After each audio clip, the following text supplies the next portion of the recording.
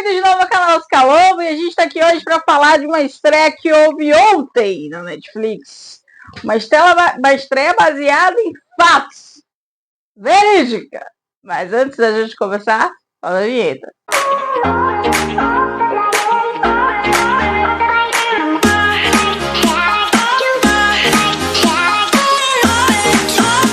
Uma estreia com cheiro, com constatações, com fatos, com reparação histórica.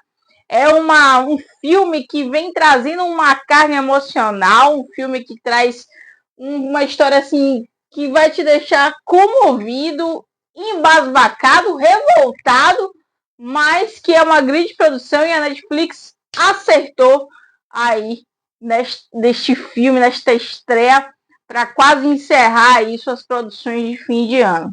Mas antes da gente começar a falar, agradeço desde já a todos vocês por estarem aqui.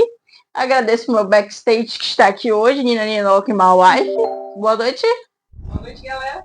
Boa noite, boa tarde, bom dia, seja a hora que você está vendo este vídeo, é verdade. E é sobre isso. Nina Ninoque também dá tchau, mas no momento ela não pode latir para não atrapalhar a gravação. Ela é uma medida educada. Mas agradeço desde já a todos vocês que estão aqui comentando, compartilhando e se inscrevendo e ativando o sininho das notificações para ficar ligado em todo o conteúdo que está acontecendo aqui neste vídeo. Então, sem mais delongas, vamos ao vídeo. Batalhão 6888. O que seria isso, Chucalugo? É uma história real e verídica do único batalhão negro que houve na Segunda Guerra Mundial, lá do Exército dos Estados Unidos, para combater toda aquela maldade de Hitler. Nessa guerra, várias mulheres estavam se alistando, mas óbvio que na época de muitos preconceitos, principalmente pela segregação racial, o batalhão de mulheres negras era separado e, óbvio, evidente, era tratado como um batalhão qualquer, sem força, sem convicção. Mulheres negras burras, olha que maluquice, que coisas, né? Enfim, coisas da época.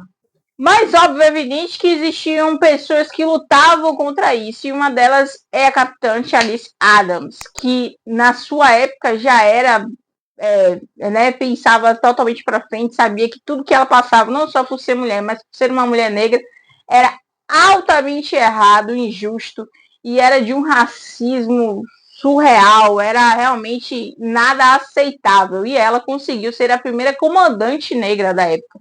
Então, você vê como ela já quebrou vários tabus, derrubou vários preconceitos e teve que lutar contra homens brancos poderosos para conseguir conquistar esta patente. Mas como é que a gente chega à história do Batalhão 6888? Terry Perry, que é diretor, produtor, ator, roteirista, enfim, ele é mil utilidades, conseguiu aí essa história magnífica da boca de uma pessoa que viveu essa história, que estava lá. Ela participou, uma recruta que participou de todo o processo. E uma tarde ele estava lá na casa dela conversando, ela começou a contar sobre a vida dela. E quando ele viu, ele tinha um roteiro em suas mãos. Então ele já saiu deste encontro pensando como fazer a história, de como produzir. E aí nós tivemos essa grata surpresa agora da Netflix. Mas bora lá, vamos contar como é que foi que surgiu, como é que o Batalhão 6888 ficou tão conhecido e como a população mundial deve muito a elas também. Durante a Segunda Guerra Mundial, houve um acúmulo de 17 milhões de cartas, principalmente dos soldados americanos. Por quê? Porque com a guerra, com os embates, a entrega das cartas, a comunicação entre os soldados e seus familiares ficou inviável. Foram quase 2 anos sem nenhuma notícia de todos os soldados que estavam na guerra. Então, como é que poderia ser feito isso? E os soldados teriam que lutar, parar, enfim, não tinha como dar cabo de tanta correspondência. E aí, num ato misericordioso, a Eleanor Roosevelt, primeira-dama da época, criou esta missão para os soldados americanos, e eles, como não estavam dando tanta importância a isso, colocaram o quê? O pessoal que eles achavam que era menos competente, e deram 6 meses para que o Batalhão 6888 desse conta de enviar todas as cartas. Só que, claro, é evidente, elas deram cabo em 90 dias de tudo que estava lá. Vamos lá, vamos enviar as cartas. Elas conseguiram, com todas as diversidades de tempo, de espaço, de encontrar bicho onde elas estavam, de racismo, de sexismo, de abuso de autoridade, enfim, elas conseguiram dar cabo de tudo. E aí conseguiram levantar a moral dos soldados e dar um fôlego a eles e também acalentar o coração dos familiares que estavam guardando notícias. Elas foram enviadas a Londres, depois a Paris e algumas cidades lá da Europa. Em 1946 elas retornaram, mas óbvio, sem as pompas que elas mereciam, porque ainda assim encontraram de novo na sua casa aquela segregação, aquele preconceito, que só depois de muito tempo, mais de 80 anos, quase 80 anos depois, conseguiram aí a sua reparação, porque George Bush que veio e trouxe aí, criou medalhas, fez um monumento a elas, enfim, demorou, mas aí esse agradecimento a essas soldados veio e chegou, né, para poder a gente aí minimizar tudo que elas passaram lá atrás. A Lena Darracott, que é a personagem, que é a pessoa que viveu essa história, é retratada no filme, que contou, né, a Terry toda a sua história. A gente começa com o romance dela, com a pessoa com que ela perde, o Eber, que é um judeu e foi lutar aí na guerra contra o Hitler, e ele chegou lá, e ela chegou lá e, né, encontrou o túmulo dele, enfim. A gente tem essa história paralela, e é ela que dá todos os detalhes da história de tudo que ela passou pro Terry. Depois disso, ele tem uma missão que, na minha visão, não foi tão difícil. Quer encontrar alguém para interpretar comandante, né? Pegar esse elenco maravilhoso. Quando você vai ver o elenco do filme todo, é digno de Oscar.